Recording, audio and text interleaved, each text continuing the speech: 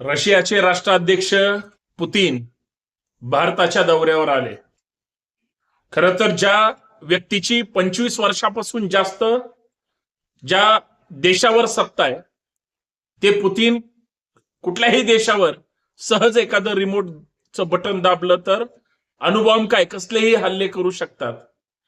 जगामध्ये ज्या व्यक्तीची दहशत आहे त्याचं नाव व्लादिमीर पुतीन आहे. आणि ते पुतीन भारतामध्ये आल्यानंतर इथल्या बुद्धांच्या देशामध्ये गांधींच्या समाधी समोर जाऊन नतमस्तक होतात. कारण अहिंसेचा मार्ग स्वीकारणारे सुद्धा समोरचा कितीही हिंसक असला तरी त्याला नतमस्तक व्हायला लावतात. तो आमचा भारत देश आहे. मी विचार करत होतो कालपासून की आपल्या देशाचे प्रधानमंत्री जे पुतीनच्या मागे पुढे करत होते ते सावरकर, हेगडेवार किंवा अजून कुणाच्या तरी पुतळ्यावर घेऊन जातील, समाधीच्या समोर घेऊन जातील आणि त्यांना सांगतील हे आमचे सावरकर, हे आमचे हेगडेवार.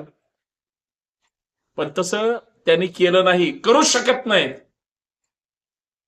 याच सत्ताधाऱ्यांना भारतातल्या गांधी समजले नाही. गांधींचा त्यावेळेस पण, गांधींचा काल पण, गांधींचा आज पण द्वेषच करत आले आणि हीच लोक उद्या पण द्वेष करतील. तरी सुद्धा जगातल्या लोकांनी सुद्धा गांधीला स्वीकारलंय. एवढंच साधं गणित मला या माध्यमातून मांडायचं होतं. तुम्ही कितीही आपल्या देशामध्ये हुकुमशाही केली, कितीही जातीय धार्मिक विद्वेष पसरवला, शेवटी आमच्या ज्या महापुरुषांनी करून ठेवलंय त्यांचंच नाव तुम्हाला घेऊन जगावं लागेल आणि त्यांचा जय जयकार करावा लागेल. तुमच्या लोकांचं काही चालणार नाही. हेच फक्त या माध्यमातून सांगायचंय.